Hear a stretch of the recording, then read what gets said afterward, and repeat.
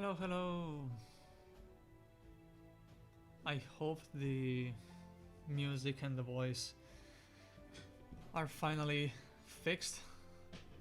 I've said this like 5 times already, but I hope this time is actually on point.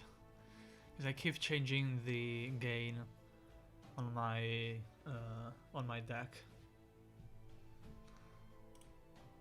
So let's see. We have a bunch of stuff.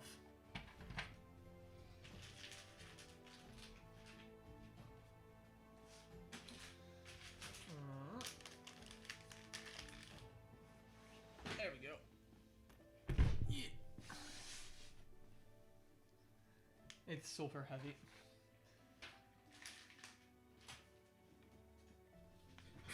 So,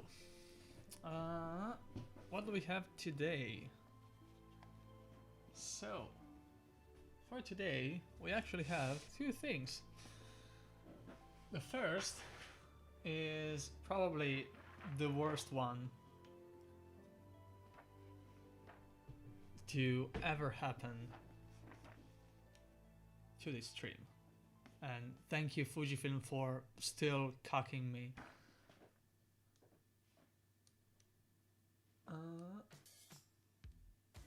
Let's do like this. Okay. Yeah, so the first one is very, very fucked up, and it is that I finally got a GMK set. It was quite the expense, it wasn't cheap, and I also was missing a super key in the 6.25 bottom row, because of course it's GMK, but Oblo, being the mad lad that he is, actually came in clutch and sent me the missing key. Let's widen the view just a little bit. There we go. I think there's... oh, that's what it is. 1 second.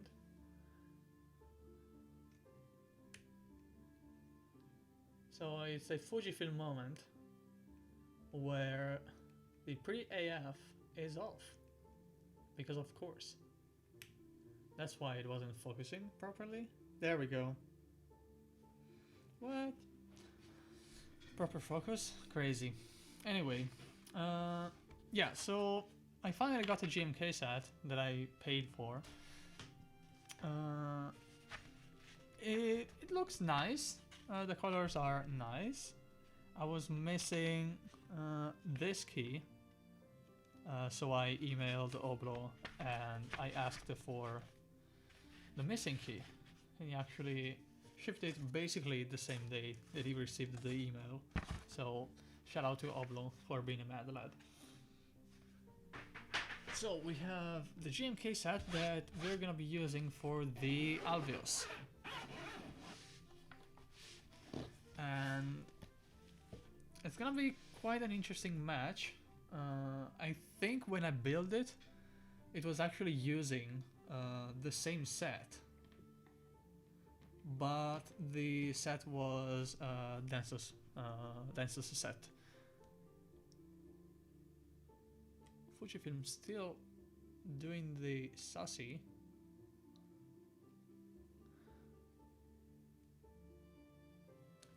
Let's see if by adding a little bit of...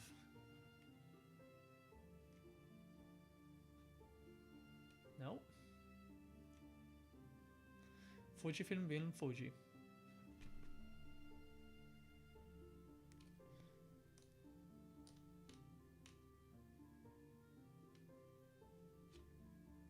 Let's hope it stays there. Anyway, we finally have the stainless steel plate that we're gonna be using in this build, and it's gonna be the final form of this board. Previously, I used the carbon fiber plate, but this time we are gonna be using stainless steel, which is my favorite plate material for EC. And the nice thing about this plate is that instead of using the usual real force assembly, so the holes on the plate are tapped and the screw just screw into the taps. In this case we have a standoff system. Pretty interesting one actually.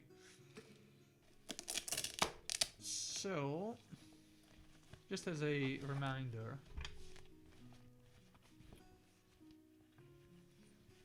this is the board, and I actually went on and did a little bit of hand CNCing on the case,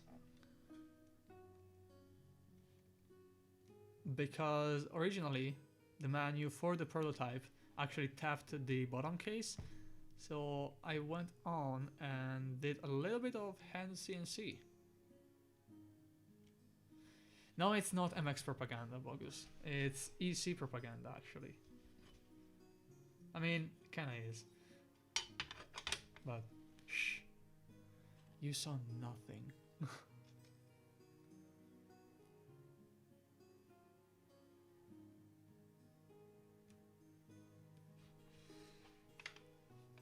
So, we can move over the case. And we can start to bring in the parts.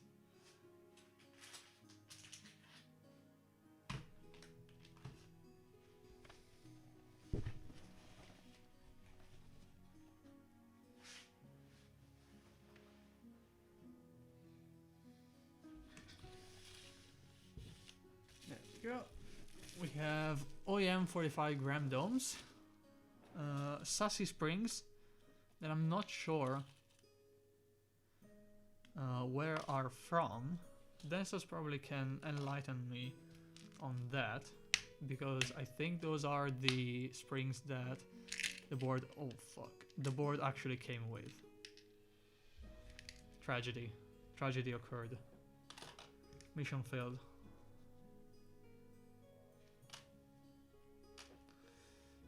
I'm debating if I want to use the silicone rings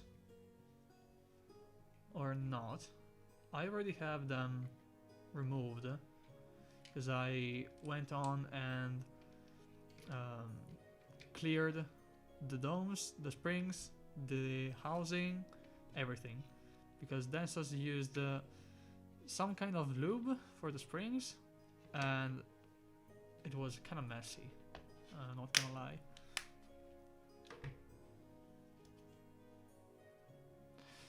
I'm not gonna be using plated gaskets, mainly because I have no more. So that's my excuse to not use them. We're not targeting pre-compression. Actually, I am kinda inclined to actually do pre-compression, and I kinda wanna do 0.7 rings because I have a shit ton of them to actually use. So you know what? Since it's Jimmy K and it's gonna be cucked anyway, we're gonna be using 0.7. Fuck this. No, because we're gonna be doing pre-compression with this much amount of rings. So this is 0.5, 0.7. We can choose 0.7. There we go. This is how much. Like, this is literally 0.7 rings and nothing more.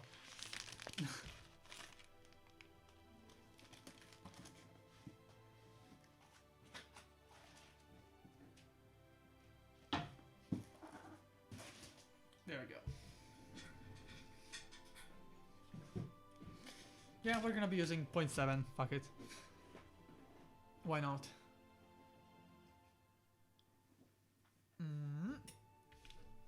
So I went on and actually cleaned every single bit of this board. So it's pretty mint. Of course there's an ad playing, because why not? There we go.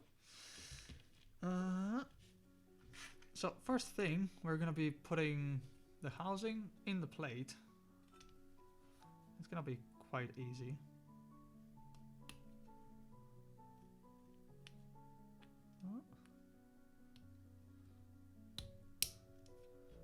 There we go.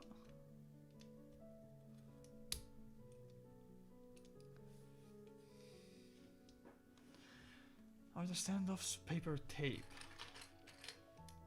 Painter's tape? Oh, you mean to actually hold them in place? Yeah, I think I'll use just a little bit of tape to hold it in place. Yeah, this is the stainless steel plate with the new cutouts for the standoffs. Fujifilm really doesn't want to focus properly today, huh? Before the housings are in, not really, because I'll end up basically just overshooting, and as soon as I press down the housings, they're gonna for sure rip off, so I'll just cut some strips afterwards.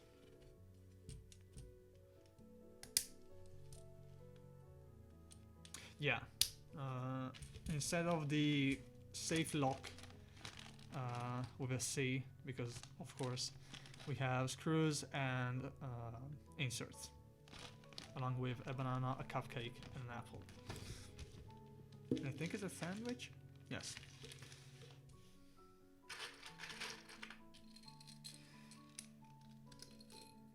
I'm gonna be using the KLC parts. I'm not sure from which batch these are from. They are for sure the initial scuffed one, because this is a lighter color. But I'm not sure that the parts were part of the actual production run, or if they were part of the prototype stage. Dancers can probably give some insight on that, because these are the parts that they shipped with the board. Final run? Okay. So the housings are the same as the final ones. Oh, I've already spotted an error. We do not want wing keyless, wing key.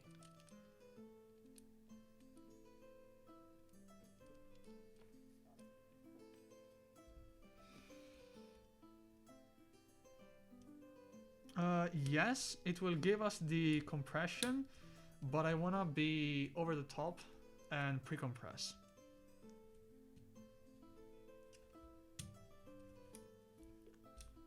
Because why not?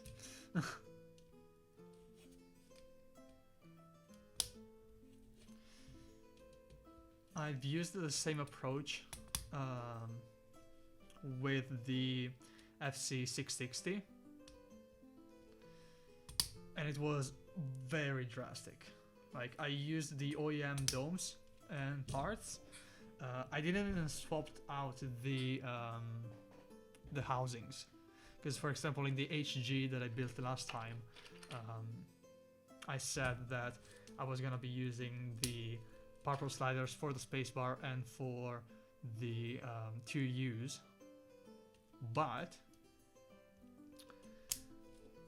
in the FC660 I didn't do that, and it is probably the tightest build that I've ever built, and it is also one of the best sounding ones.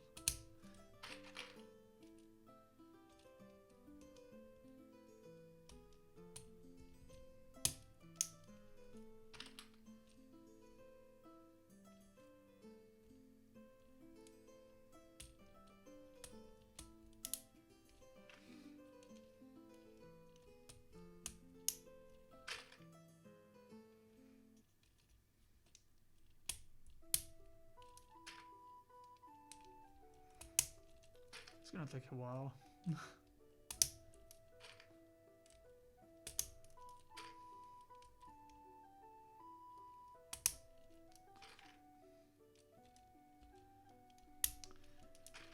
Jason be like, I'm not an HHKB enjoyer. Meanwhile, the 50 HHKBs in his closet.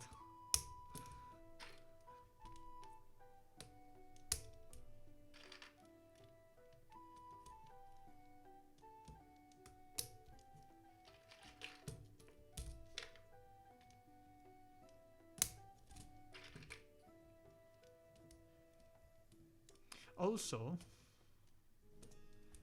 of course, there's another ad on YouTube because why not? There we go. Also, check out the IC for the Vero R2.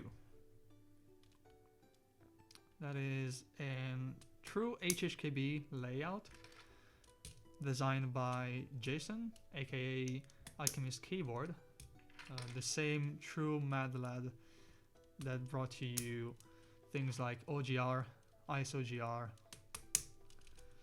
and we're gonna be having PC, pink PC, as an option. There's also full allo. So if you want to have a very interesting and unique HHKB, check it out. For those of you instead that have a Virgo,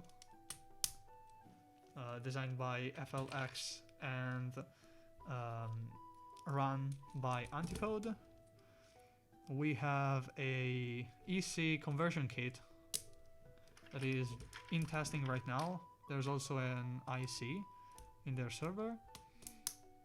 I think they're gonna be they'll have some extras for the kits. So if you want to convert your unit, if you have one, go check it out.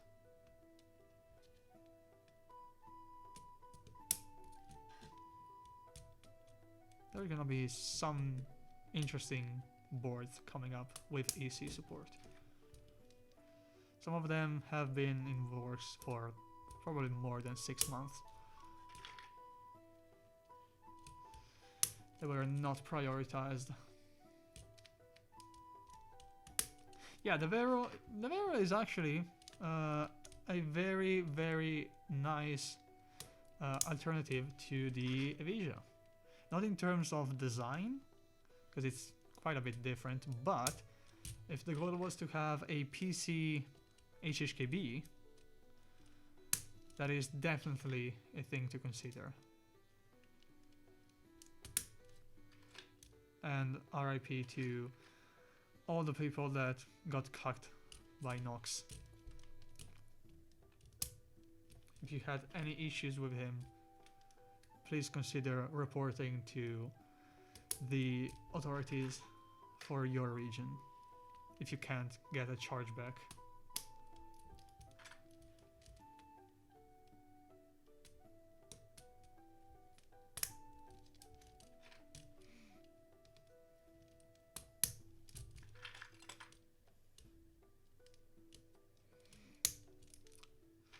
I'm actually super glad that I spent the money back when the Evija was being discussed in Conical to actually pay for camera stuff.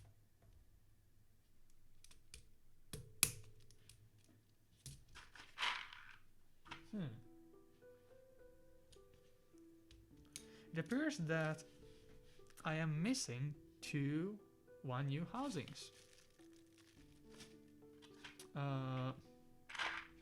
That is interesting.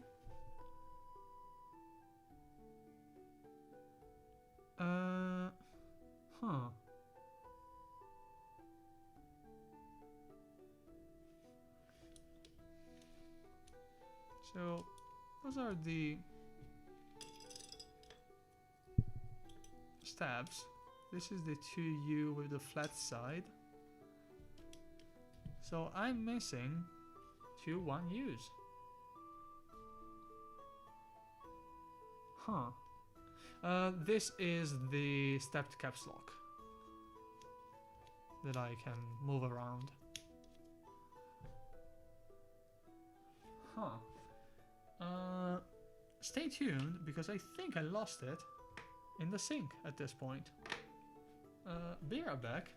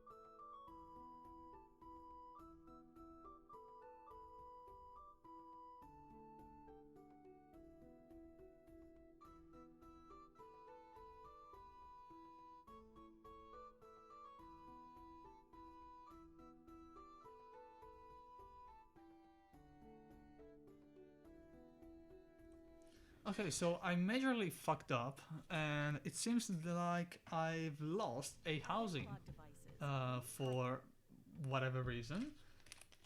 I hope the sliders are there. I mean, I have extra ones mounted. Fuck. That was not planned.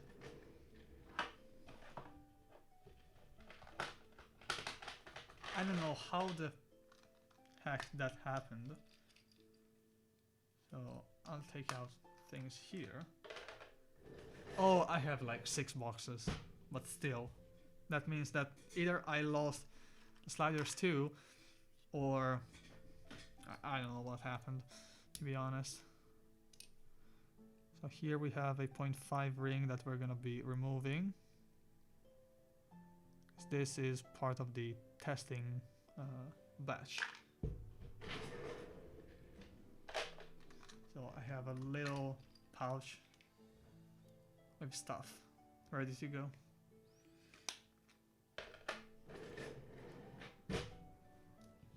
Yeah, I mean, it bothers me, not gonna lie.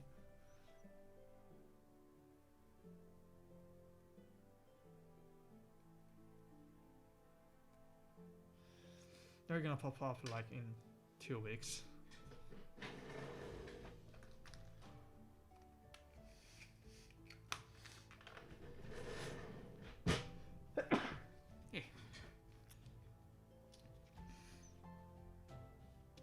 That's usually how it goes.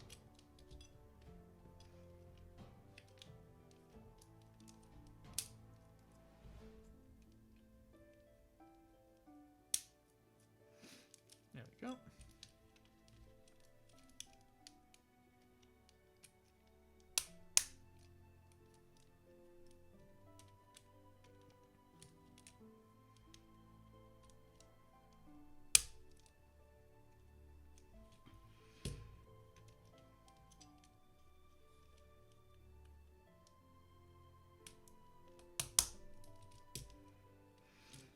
Okay.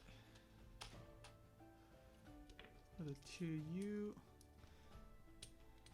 So for the plate, spacebar housing, we're gonna be putting them in, and then we're gonna actually move them around as needed. Okay, so as of now, review of the plate snapping and consistency and everything.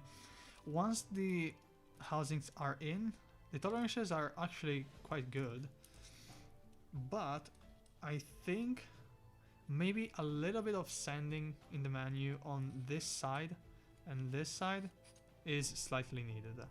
Simply because of how the finish is on stainless steel, if the edge is not rounded, things tend to hang on the edges. But of course, with stainless steel and especially EC stuff, you can't really round it too much because otherwise you'll have things that go around and they are loose. So for now, what I can tell is that the fitting for the 2U is perfect. There's no movement whatsoever. And there's no happy smiley bending. So that tells me that the actual opening on the left and the right of the hole is correct, because otherwise what it can happen is the plate tends to bend because there's tension that builds up. This one slides perfectly as I like it. Okay.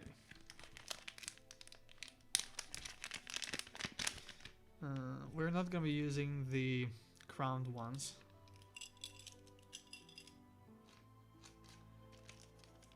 Because we have GMK.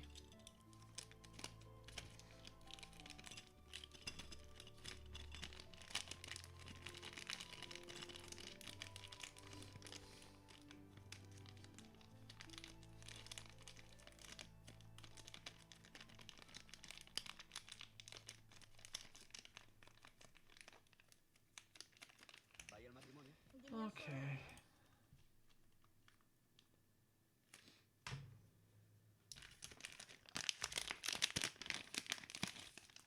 I'm super tempted to just blast copyrighted music, not gonna lie. I kinda wanna do it. Though the VOD will be probably demonetized, like immediately. Do any of you know if I can download the video without exporting it directly? It's not gonna lie, I wanna blast baby metal like for the entirety of stream.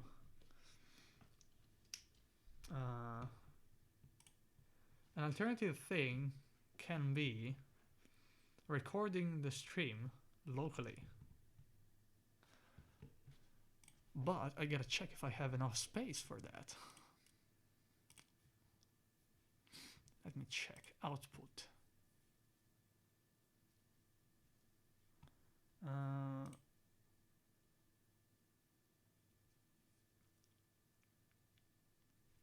Okay, so it appears that I can't change stuff if I'm streaming.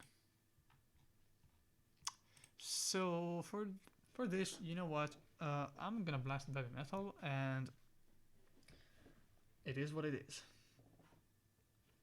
We're gonna go on YouTube, and we are gonna be searching for baby metal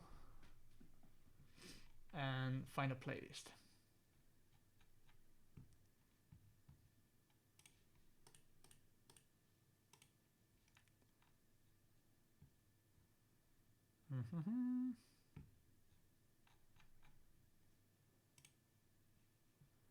Let's see.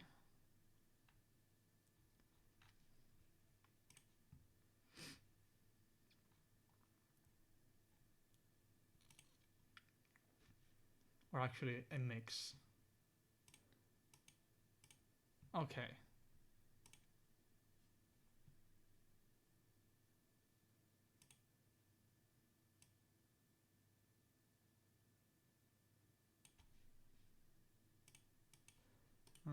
Unmute website. Yeah, I don't even have the monetization, so it's literally whatever for me. If the volume is too high, just let me know. Then I'll tune it down. DCS, yes, it does have 6U. I don't think it actually ran with the set though, because I had to source them through Ankit, because he actually had some contacts with the menu. And I was very lucky because he had both a beige one and a black one, so I actually have two of them.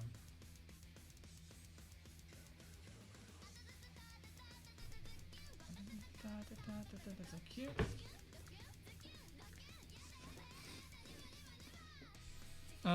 It's actually one of the fixed ones. That's what it is. Yeah, the original set had a super fucked up one, so I had to actually beg the menu to fix it or do something. Yeah, we totally said fuck to demonetization and YouTube. If I can do something later, that's good.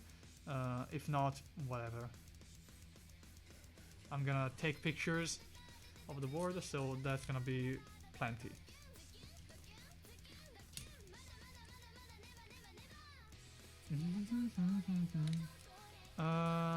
So the RF PCBs, along with the HHKB, they're gonna be sold through vendors now. The NA one locked in the menu. They need to get back to us with the super final quote. Regional vendors, yes. NA, EU, and hopefully Southeast Asia, even though the Southeast Asia is having issues. Their communication is spotty, so I'm literally just thinking about not even having them. Oblo is not gonna be the EU vendor, and probably he's not even interested in that. I didn't actually contacted Oblo about it, to be honest. The reason being that the EU folks that are running the Ursa for Andreas, they basically contacted me thanks to Andreas because of his designs and stuff. It's highly likely that Canon Keys will be able to cover the Southeast Asia.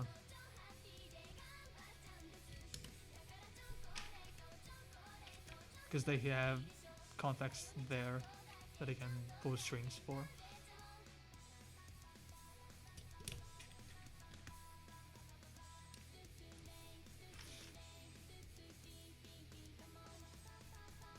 Yeah, so the next projects. I mean, the things that I have right now in the works are some USB hubs. So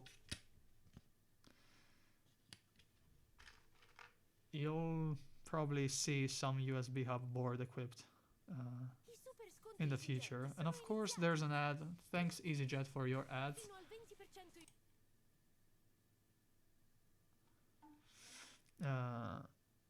So not anytime soon. It depends on what you mean by anytime soon, to be honest.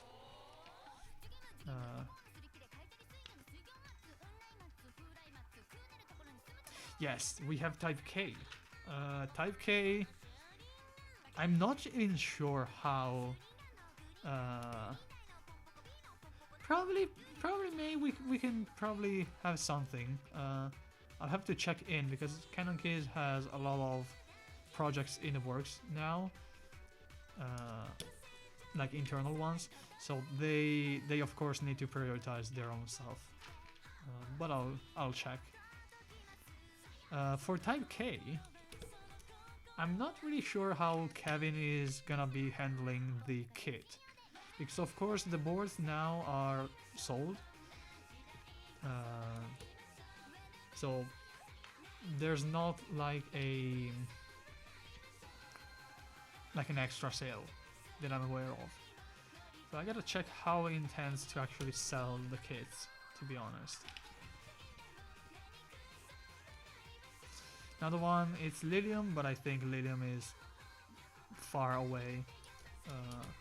Last time I checked, Gok wanted to first release the Lily and then Lilium.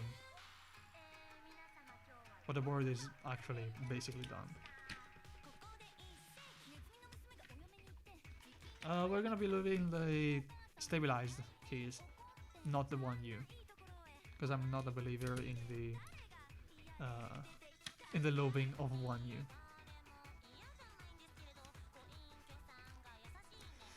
It's definitely increasing. It's increasing more because of sassy boards and not because of actual like interesting designs and good stuff. I think the EC scene is seeing a back and echo effect, kinda, with some of the Chinese vendors stuff. Yes, those are Denso's parts.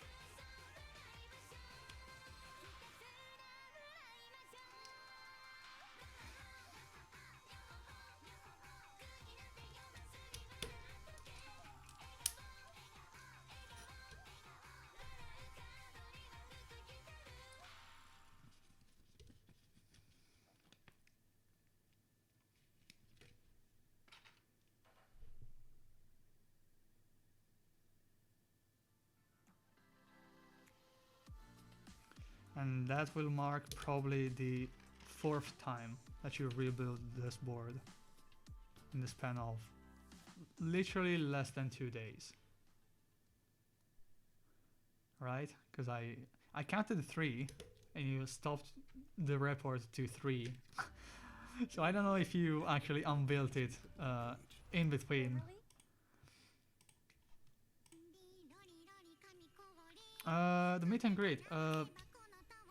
Probably in April at the ClackyCon. It's not an official one. It's gonna literally be a hey keyboards.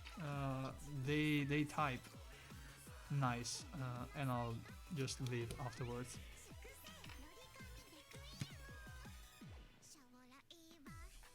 I'm actually considering, under James's suggestion, to not even bring keyboards and just take that as an excuse to take vacations, because I kind of need it.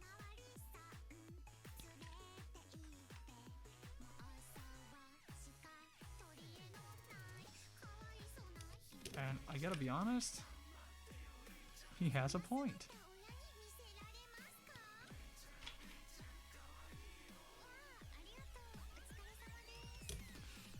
Could probably be an interesting pictures taking trip.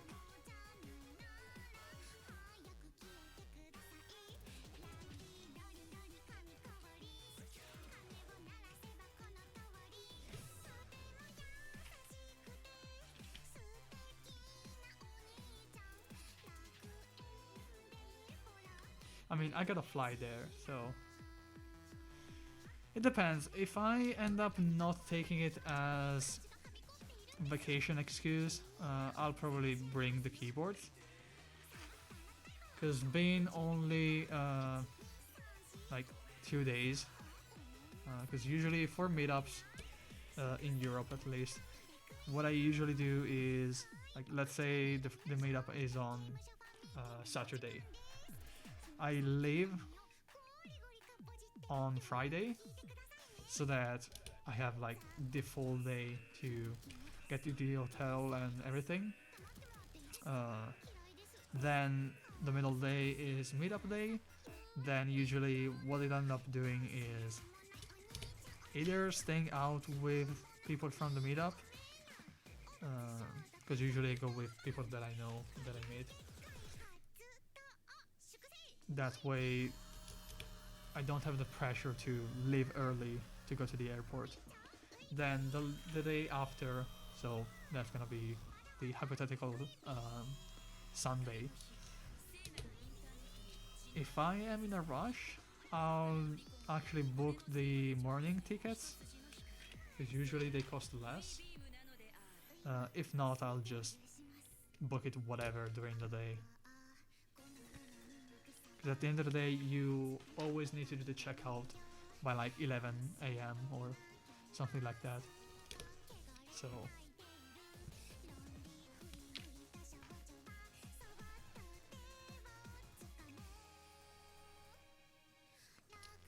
it's gonna be quite the trip to get to you and then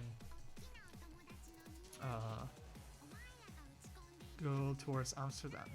And actually, I'm not even sure I want to fly into Amsterdam.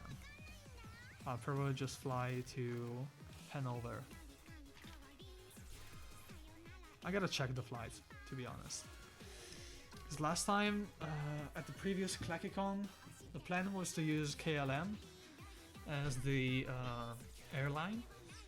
Because they had a pretty sweet deal with like the small cabin bag, so like backpack, things like that, but also a cabin bag like the normal ones, you know, like Pelican case sized. So the idea was to actually use the Pelican case as the keyboard carry and have in a backpack like clothes and stuff. So at the end of the day, like 2 full changes are enough for like 3 days in a meetup. But of course, then I got super cucked by the strikes. So yeah.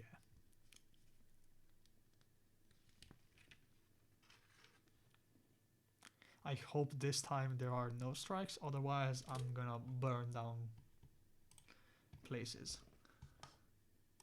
Because I'm super tired of strikes that do not make sense. They literally do not make sense. Probably hotel. I usually do Airbnb, but it really depends on the flights hours. Because I kind of wanted to actually like take a flight that might match another person flight time. Because at that point I have an excuse to actually fly towards Amsterdam.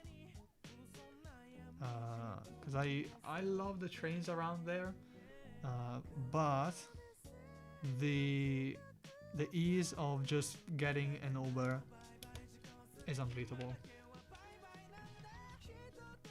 Especially at the Amsterdam airport, they have literally only Teslas, and they are basically limitless. The only way to actually not find a taxi or an Uber in Amsterdam is if you're banned from the app. And it's been like this for like forever. Because I remember when I was in high school going to Amsterdam on a school trip, and I never seen so many Teslas in one place. And it was probably at the beginning of the spread of Teslas in EU.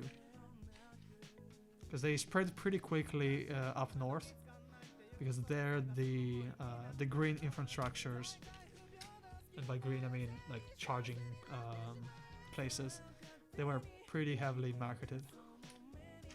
Not as much in Central Europe and towards Italy and such.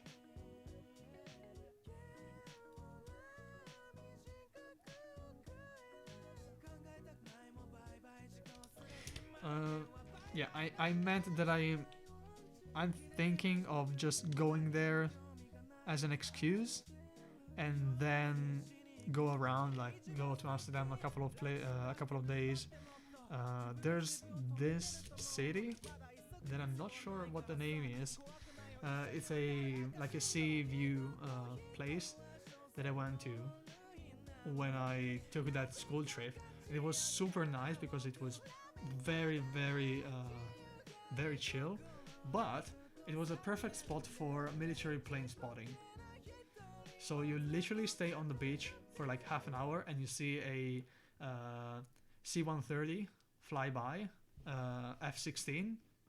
Perfect for me.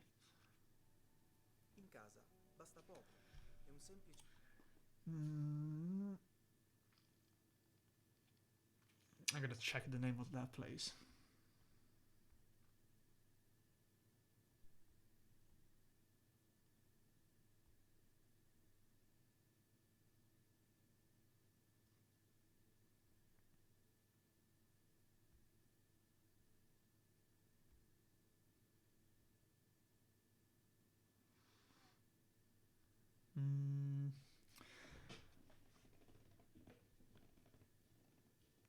I gotta check. Where the hell that place was.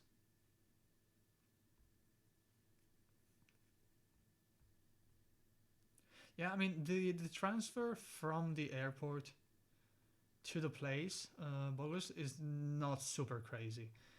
There's like an intercity train that takes off from the airport, because there in the airport, I'm sure you'll probably know how the layout is. They literally have the exit of the airport that is on top of the train station. Then from there, you have outside the bus station, and there's also like a connection that brings you to like another big regional hub for trains around the area, and from there you can take the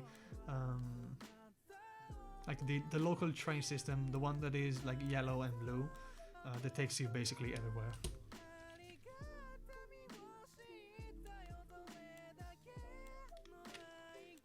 Amsterdam station for the trains is kind of fucked up, especially the ticket place.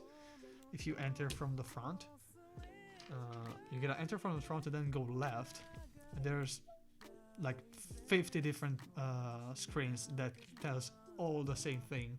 So information zero. It makes very little sense what they are saying. I hope they updated it.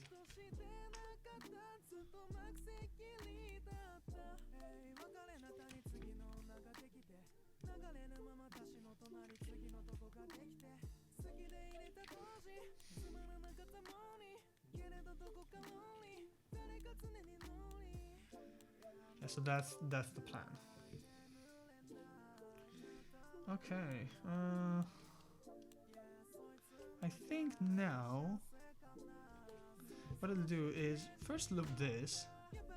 Actually, no. First I'm gonna place the standoffs.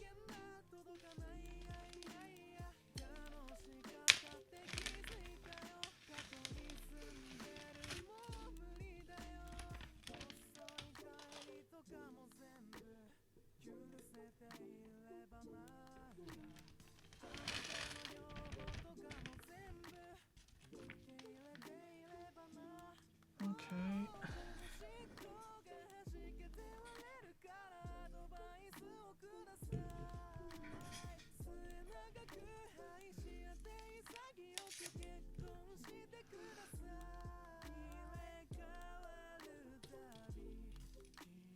Check this. What is this? Airport clock. The hell is this?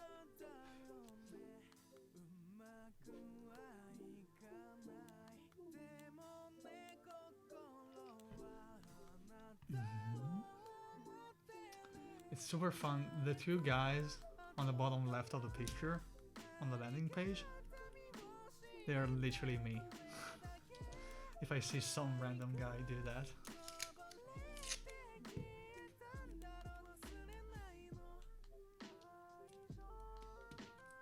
I mean, as long as there's no bad weather, the airport is pretty chill. If there is bad weather, say good luck to your slot. And especially if you have to depart from Amsterdam and you need to cross the highway, you'll probably never depart in time. Takes like 10 minutes to cross the entire field.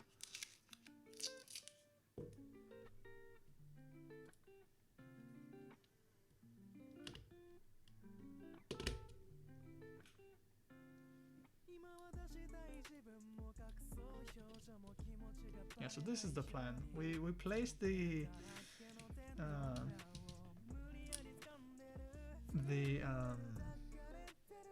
oh no, you know why I'm missing the housings? Two housings?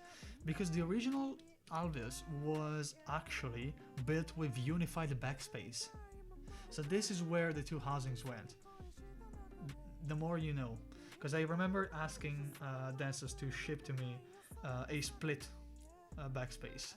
That's what it is. So I wasn't crazy in thinking that it was actually impossible to have missed the housings. Nice. Yes. I'm gonna actually show you the standoffs right now. I'll do it in a tricky way.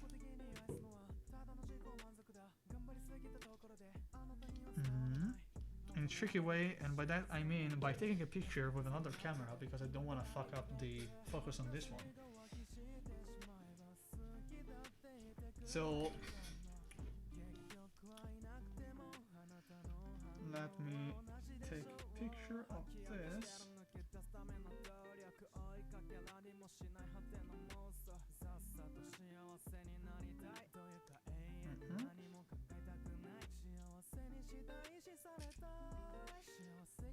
Okay. So this is the plate.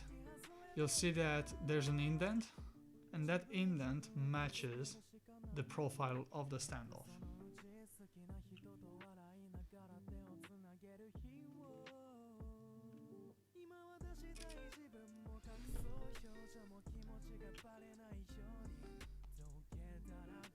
So you'll see that the standoff on the bottom, there's a hole with the thread, and this side is the one that goes flush with the plate.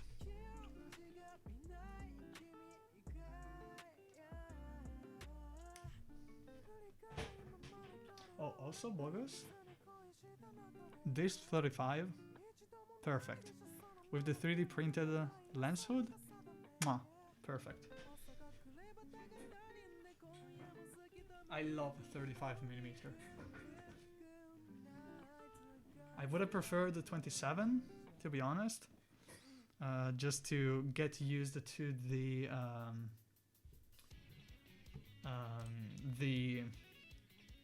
100X, sorry, the X100 series. I kind of want one, not gonna lie. The rangefinder nature attracts me very much.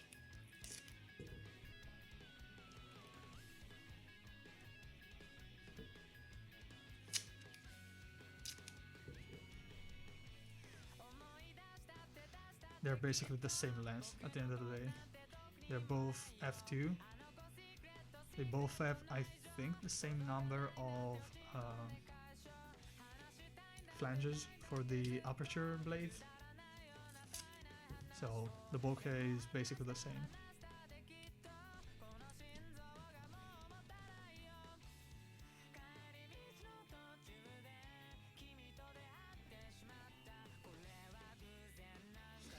So the tape is so that the standoffs don't fall off. They cannot stay in there, to be honest, because of friction and stuff. But I'd rather have something that holds them than nothing at all. Also, the fact that it basically tapes down the face of the standoff to the plate, that allows not only the standoff to not fall off, but also it provides a little bit of grip, like initial grip, so that when I start to thread in, it doesn't spin without actually threading.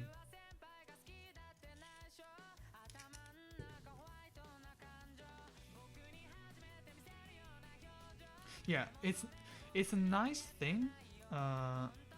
Probably a kid standoff could be beneficial because of the things rotating when you start to actually thread in stuff, but that would have added a bunch of cost for nothing. You can just tape down things. Also, for the most part, using the normal real force assembly, it's totally fine. If you use stainless steel too, it's totally fine. Like, if people start to break threads in stainless steel plates, then it's literally a damn skill issue, and I'm not even sorry about saying that. People have been building and rebuilding real force boards forever. No one complained. So if you're using high quality stainless steel screws and high quality menus for these stainless steel plates, like, the only real way to fuck it up is user error.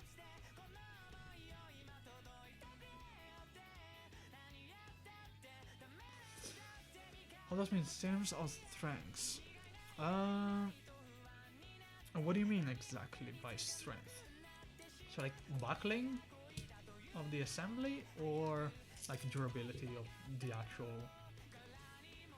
standoffs?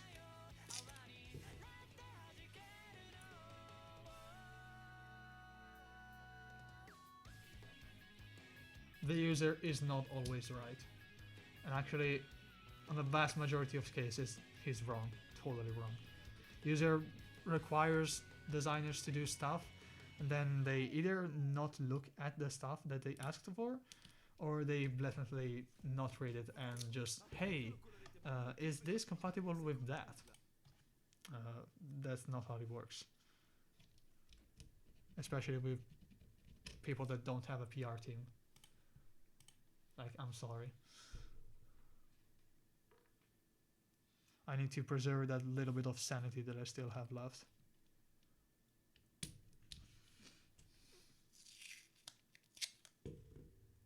Which is very small to begin with.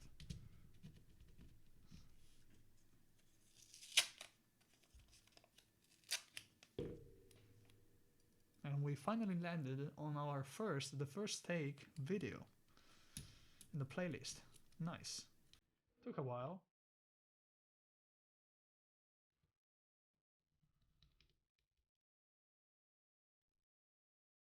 Took a while, yeah. Kind of like 10 songs.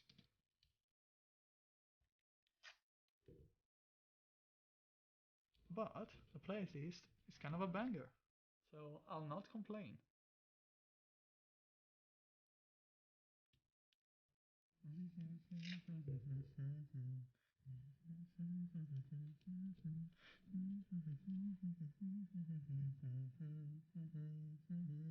Yes, you are playing also.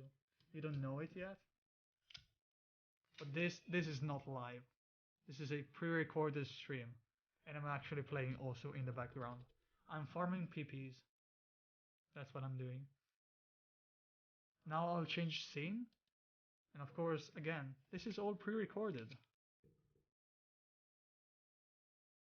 I'll change scene, and you'll see me playing the big black in 2 minutes and 2 seconds.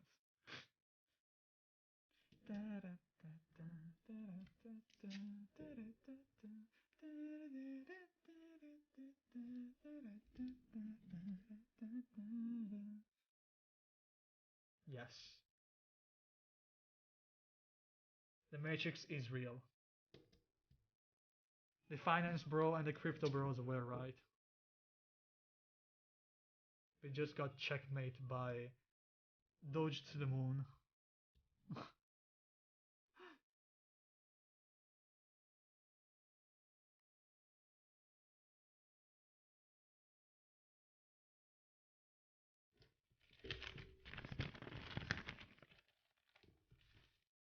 And before you guys check if I'm actually playing also in the Discord presence.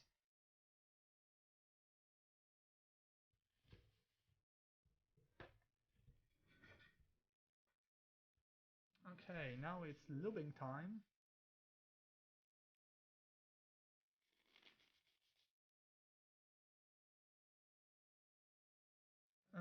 I gotta check where I've put the PCB though. Hmm.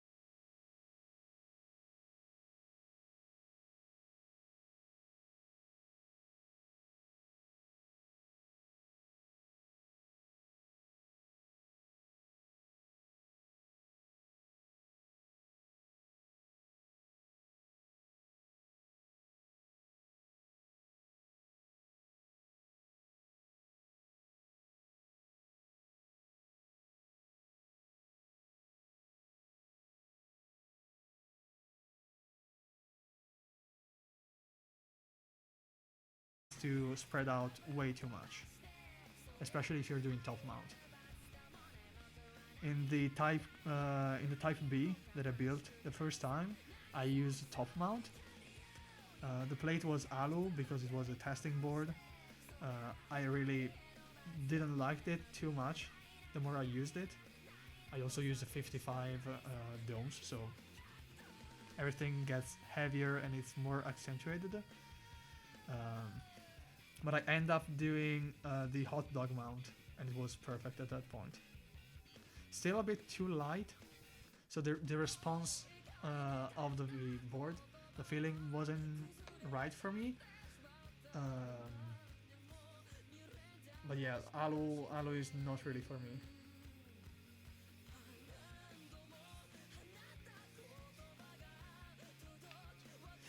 Yeah, but the S60 is weird, man. The S60 is a weird beast. If you're talking about the first S60, that board is weird, man. There's so much empty space in that, and yet it's so deep, it doesn't make sense. Like, I remember at first saying, oh, probably I did a mistake by getting the stainless steel plate, because this is gonna be a rough build. It's gonna sound horribly wound with all that empty space. And then it ended up the thockiest and deepest build that I've ever done to date. Like, nothing surpassed it to this day. I'm pretty sure the only build that would actually be deeper sounding than the S60 for me is if I transplanted my FC660 build into a metal case. Because that build is super tight, super deep, but it suffers from the inherent hollowness of the plastic case, which is good if you type like in the OEM case. But if you transplant that build into a metal case, it's gonna be super deep. Super deep. It's gonna be so good.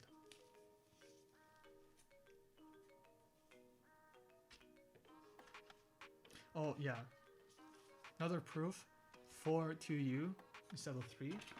So we definitely had that thing about the split back face.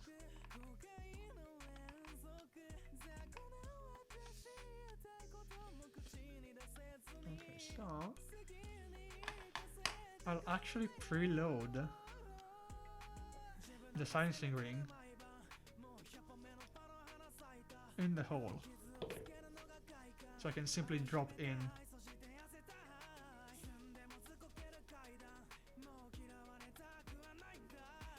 the slider.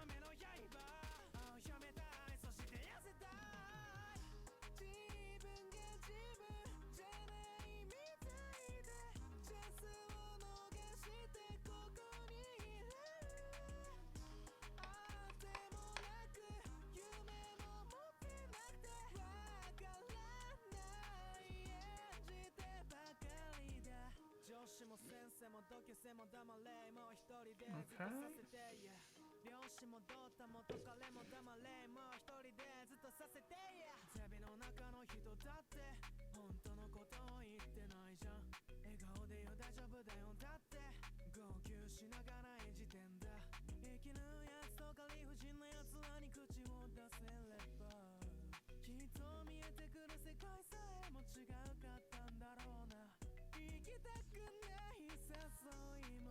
I'll try to be quicker with the loop job this time compared to the HG. Because that took like forever.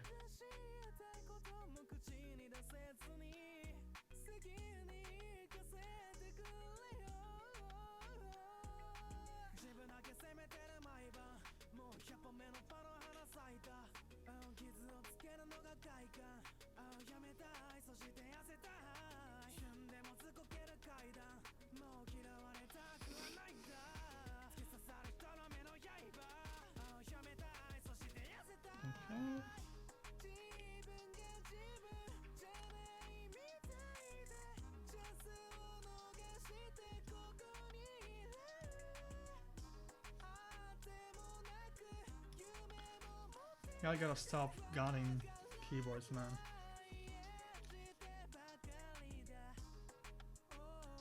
Okay, another thing. The holes are okay because there's no binding on the 2U. So there's no sassy behavior as the desk keys, where the sides are compressed and therefore the slider couldn't move. So that's a good thing.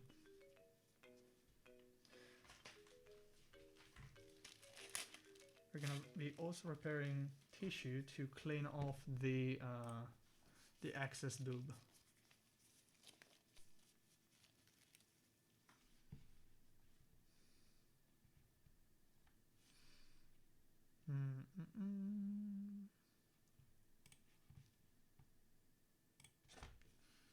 Okay.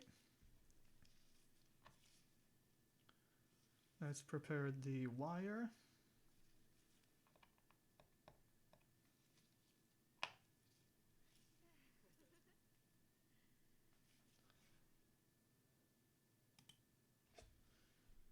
There we go.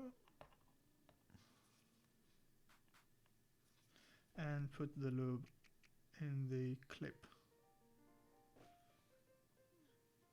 We finally landed on a Yoasobi song. Funnily enough, this is another first take video.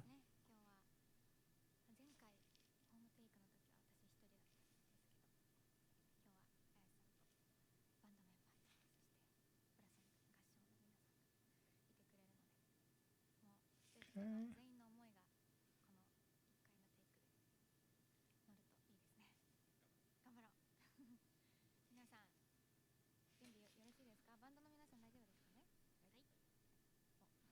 There we go.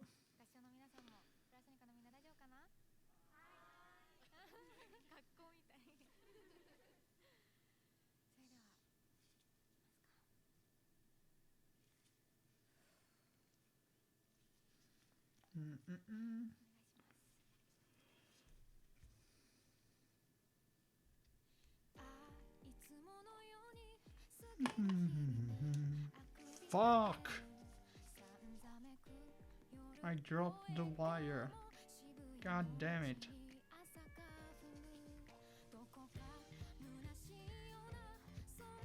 I'm a gnome, and you've been gnomed. Man, that is an old meme. I feel so bad. Sorry.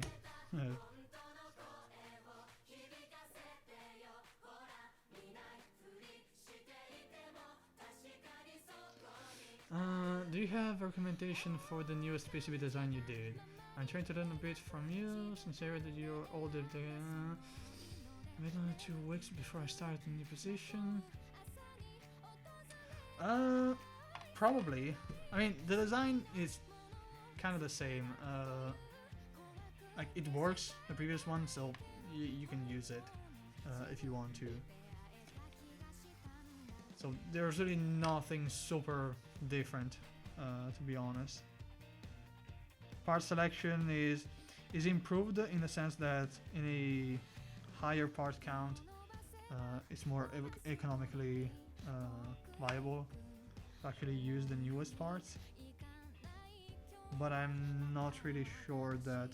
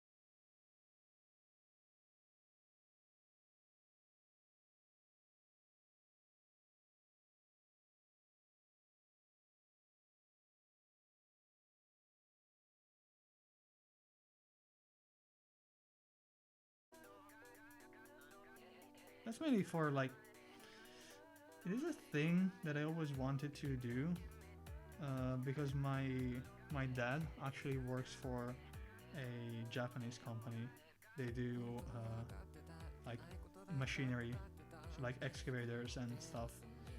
So I was always in touch with the culture indirectly.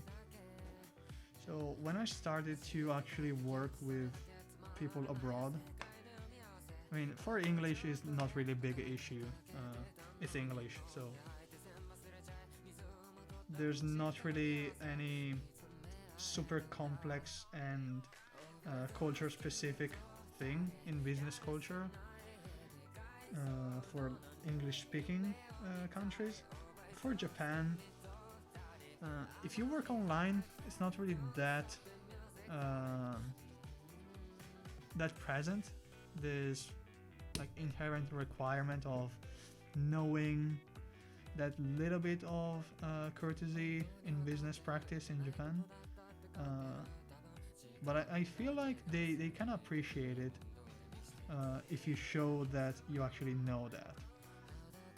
So even though, for example, I don't meet them in person, to a Japanese guy that I am working with now, when we first actually introduced ourselves, we kind of had that moment where they exchange business cards in person, but we kind of did it virtually, so it was actually pretty fun to do that. We kind of showed off our business cards to each other, and then we sent it via chat and email. It was kind of weird. But it's that small things that might appear kind of cringy at first, but they kind of show to the client a level of care that maybe they weren't expecting. So it's always nice to see them appreciate that.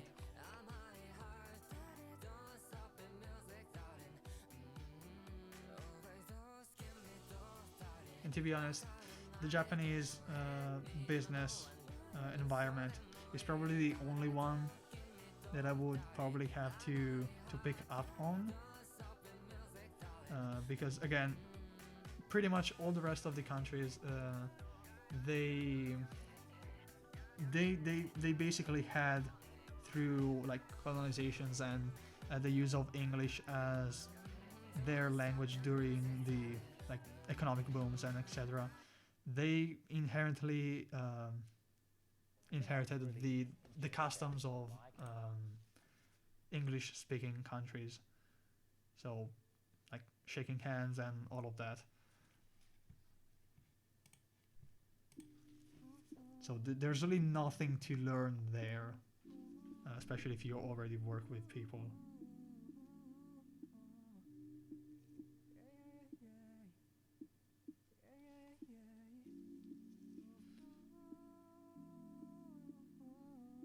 Probably another one that is kind of interesting to an extent is the Korean business scene, but not so much about like business to business relationship, but I'm more interested in the co-workers relationship and all the weird customary that goes around. For example, dining with colleagues and like senior people in your team. So kind of like the same way there's the senpai and the kohai in Japanese.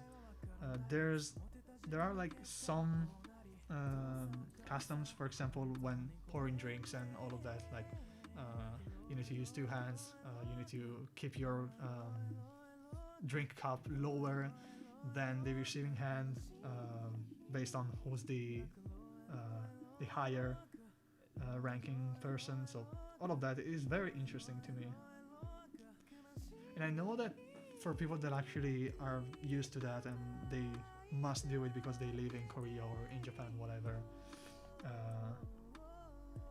It's very forced, but coming from like Europe and Italy and like the old continent, some customary in the business are dying off,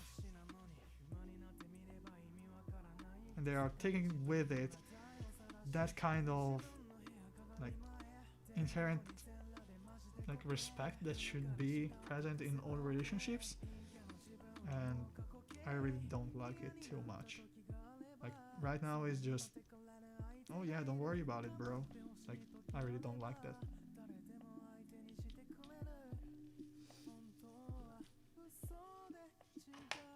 I know it's forced and people don't like it and they work insane hours and all of that, but the respect, even if it's forced in a way, it's kind of nice.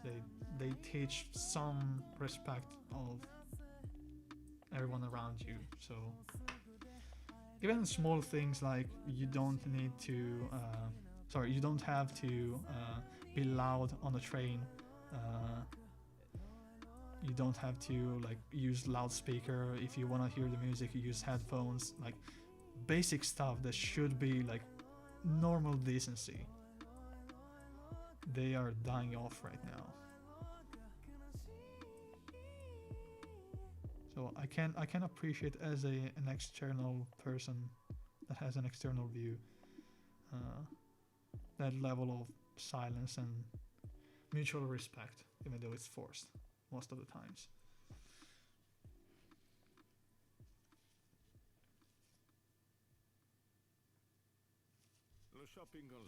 Yeah, the online shopping. Thank you, NordVPN. There you go. There we go.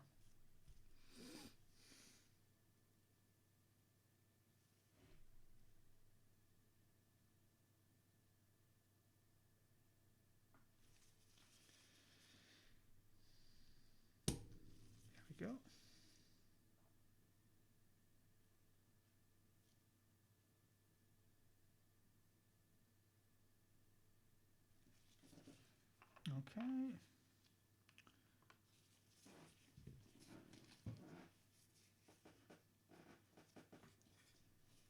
I am a boomer, indeed. I'm a certified boomer. A certified boomer that watches anime and sings Japanese songs while working.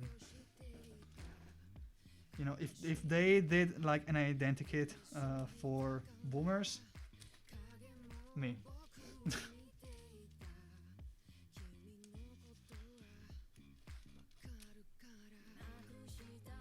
I mean, you gotta admit though that those things are fucking obnoxious. Whether the guy is 30 years old or if it's a dude with like weird hairs and is like 12.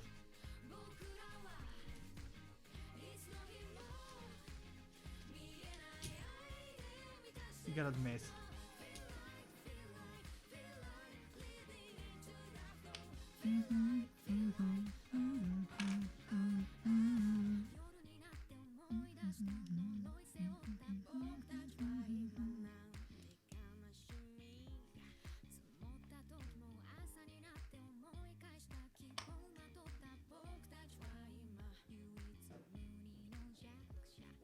I mean, it like inherently it's caused by age, simply because the more people stop caring about it, um, and the more people don't like take action against it, the more it gets like picked up by new generation. You know, like if I did weird stuff on a train when I was their age, people were like socially, like it was socially accepted that a random guy could come up to you and say, hey, you gotta stop that, like you're obnoxious, shut the fuck up, you know.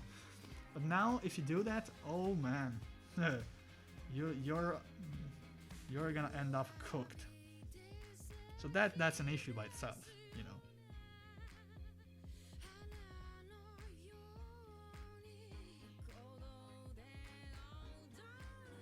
What if they're playing baby metal?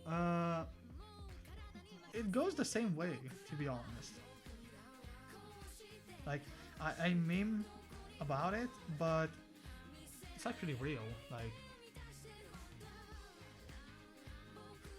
it's obnoxious. It doesn't make sense. It takes away the little joy that people might have in between their day job and whatever mess they have at home. And also, it's just distracting. Like, if you want to play music at random and obnoxious levels, just go to the disco and like listen to music there.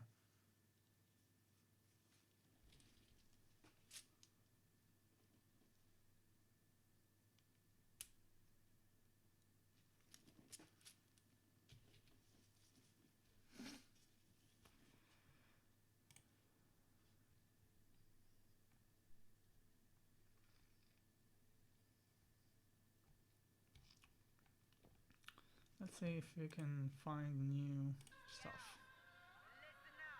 Yeah, this one's good.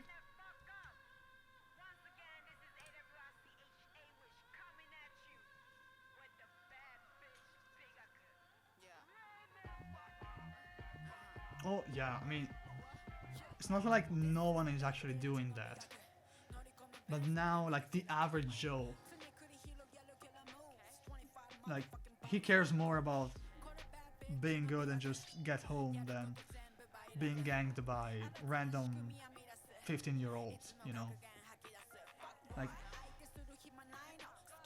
it's weird, man. It's weird. This behavior that is socially accepted now to do the tough guy, and I don't know.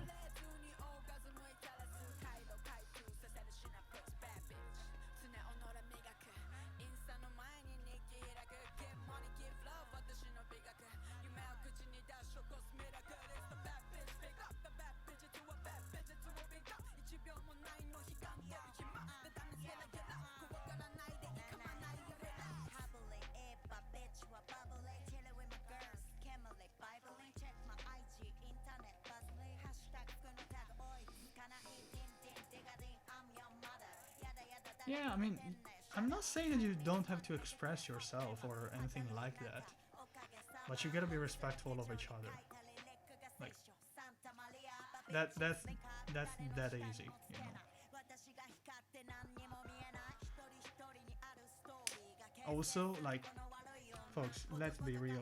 Headphones are like 5 cents now, so there's really no excuse to, oh, they cost too much.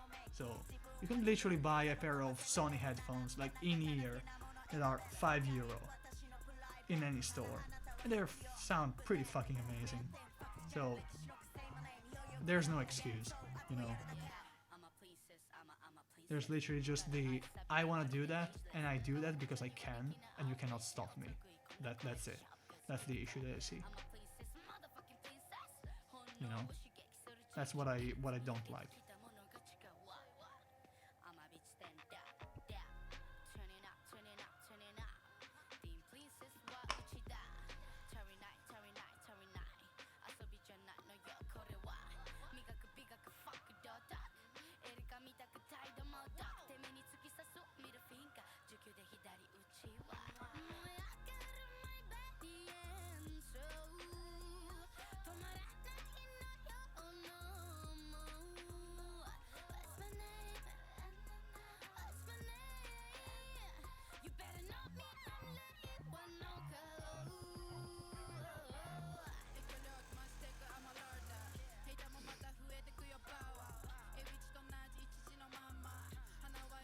Notice that the two rings are thick. Oh yeah, yeah, they are thicker. And I'm gonna also tell you why. Because where in the One U they changed the sliders to make them silenced. On the 2U, for whatever reason, Topper said, hey, you know what would be fun? If we instead of changing the 2U sliders, we changed the housing, making it deeper.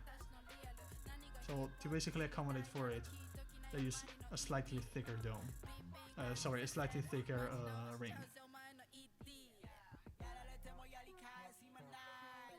That's Topper doing Topper stuff, you know, the usual.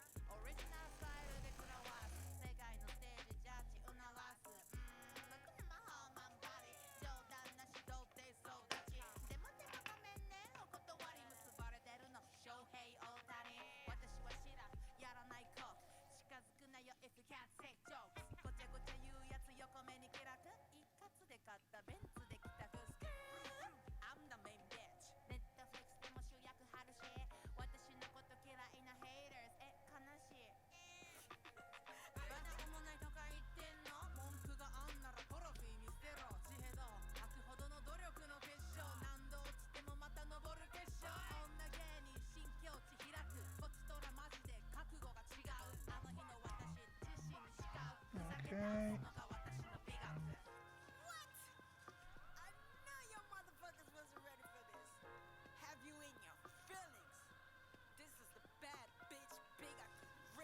This is very tight.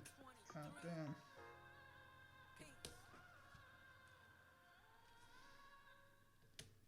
And I probably used way too much lube for the spacebar. Yeah, that's way too much. We're gonna spread it out.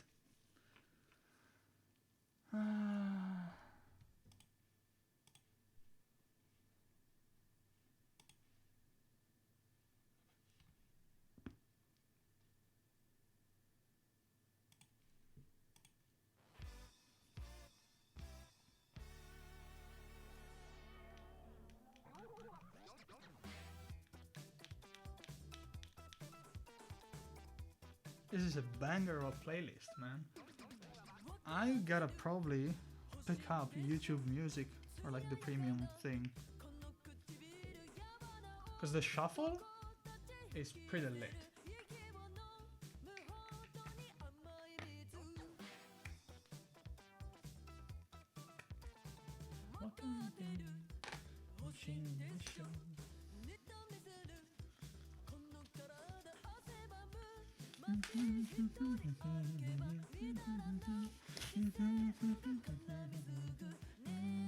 Okay, so I'm gonna go wash my hands and then we're gonna continue the build.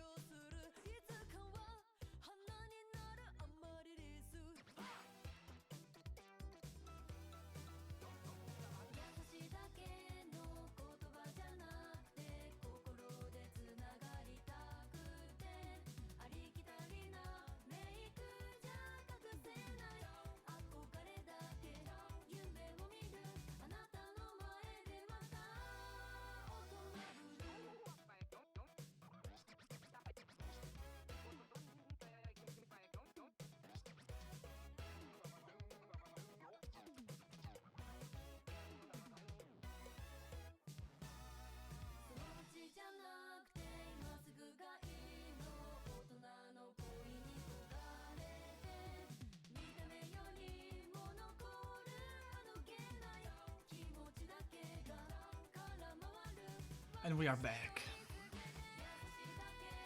So the plan is to actually mount the plate to the top case so that we have more surface to actually hold the plate raised. Because the last thing we want is things flying out of place.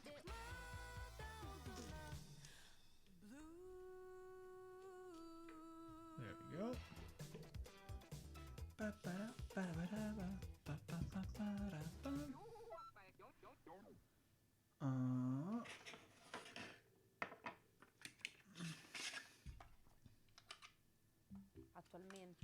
Why there are so many ads on YouTube? God fucking damn it, man. Okay, we gotta start jumping into K-pop. We gotta jump into K-pop, man. So I have the Degen playlist. That is one that I got from Holly, I think.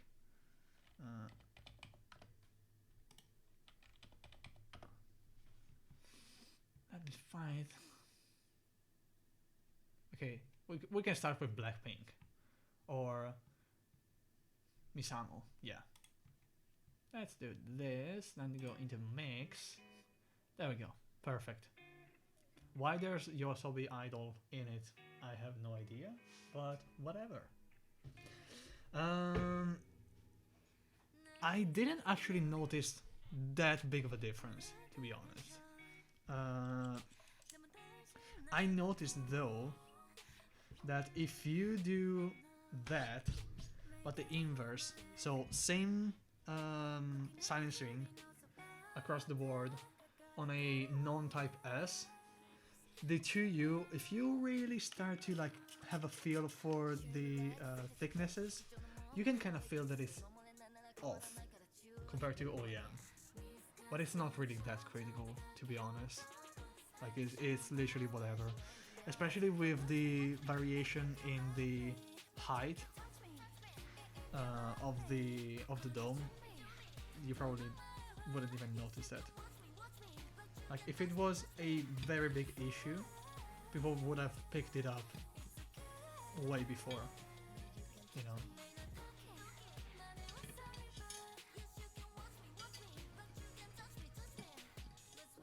At least that's how I feel about it. Like if it's not a thing that you can notice, and it's not something that actually causes damage, why bother, you know?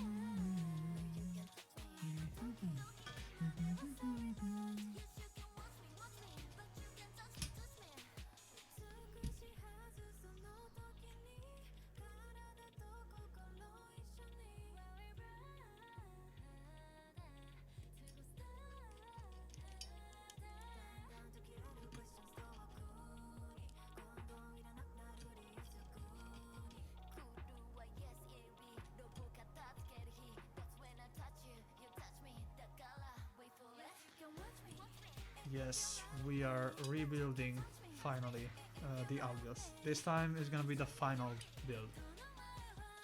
We have a stainless steel plate, my favorite plate material. I literally hate everything else.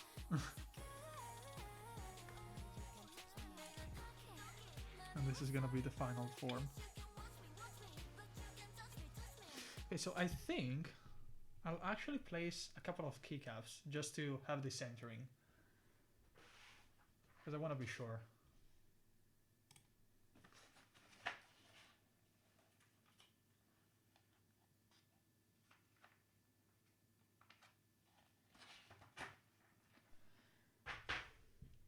So we have the right arrow. And we have the escape.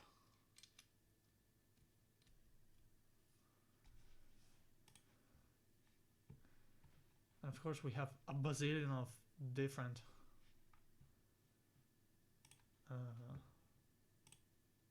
ads on YouTube, because why not? There we go.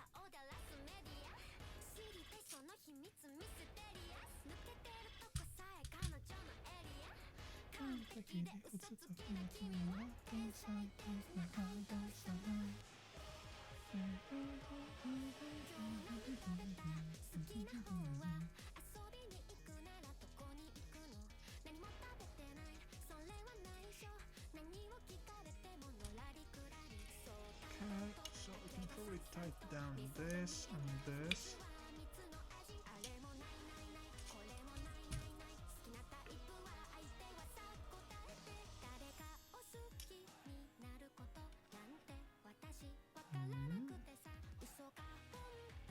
There we go.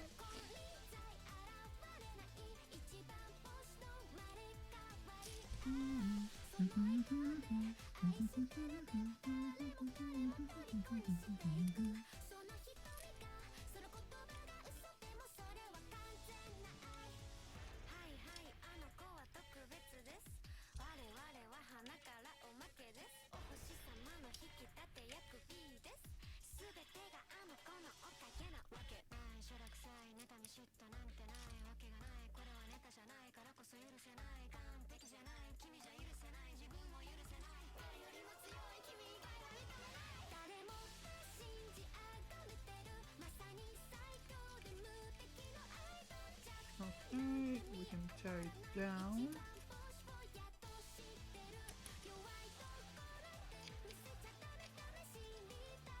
Okay.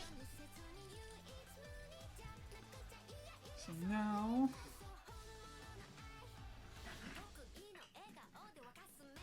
we're gonna be using batteries today to actually hold up the assembly.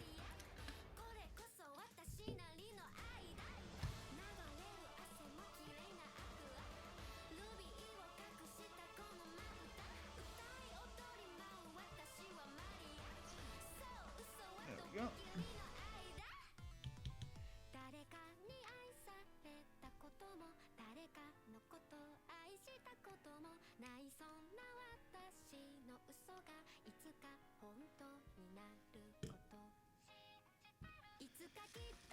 So we can start placing domes. Again, OEM 45.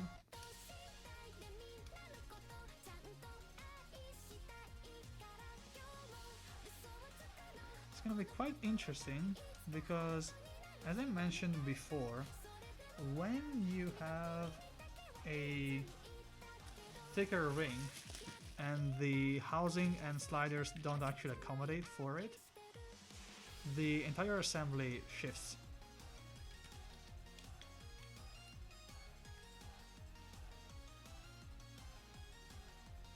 Keeping the caps on, I mean, yes, I don't really see an issue with that, to be honest.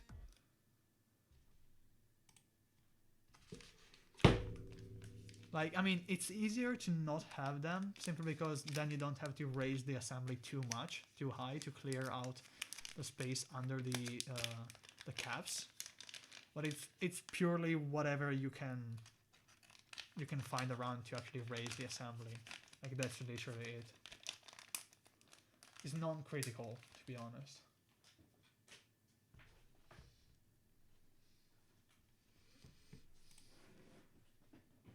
It can have benefits in cases, for example, for the spacebar. If you are not sure about the centering and the spacing, you can place the spacebar so that once you actually close the board, you don't have shifts. Or for bottom row options that have more than one option, you can actually like put the caps so that they have a little bit of wiggle room caused by whatever case config you have, but at the end of the day, they help you find the correct side of the hole, basically. So the same way for stepped caps lock, I can do this for normal caps and this for stepped, this is pretty easy, but if you have like intermediate layouts, it's kind of hard. So it can help to have the caps on.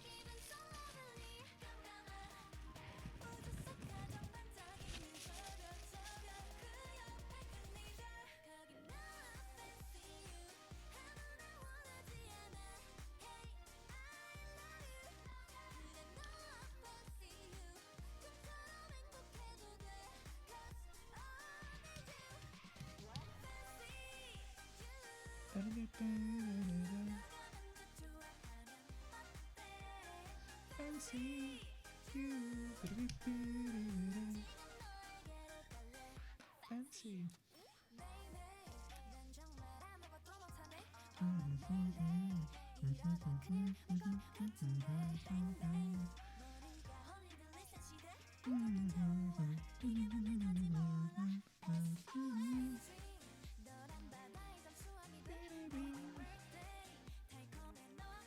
Yeah, I mean, was it like a subject of discussion that I wasn't aware of? Not really sure. I don't see anything wrong with it. Usually people like complain about it simply because then they have to raise the board to like a skyscraper level to clear the caps. But apart from that, I don't really see an issue, to be honest.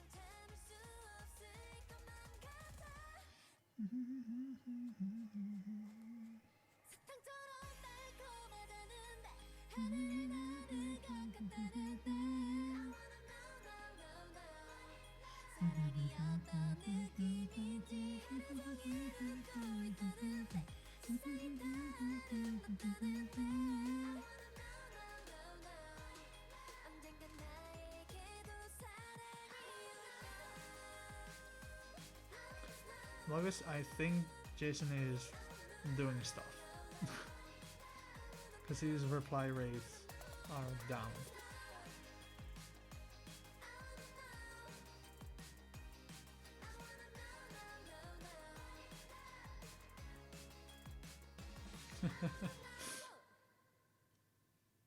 Okay, do we think we're gonna miss an ad spot on this video too? Or are we getting finally cucked by YouTube? Place your bets. What? 3 in a row? What is this, Christmas? Damn, boy. We're getting blessed today? Possible.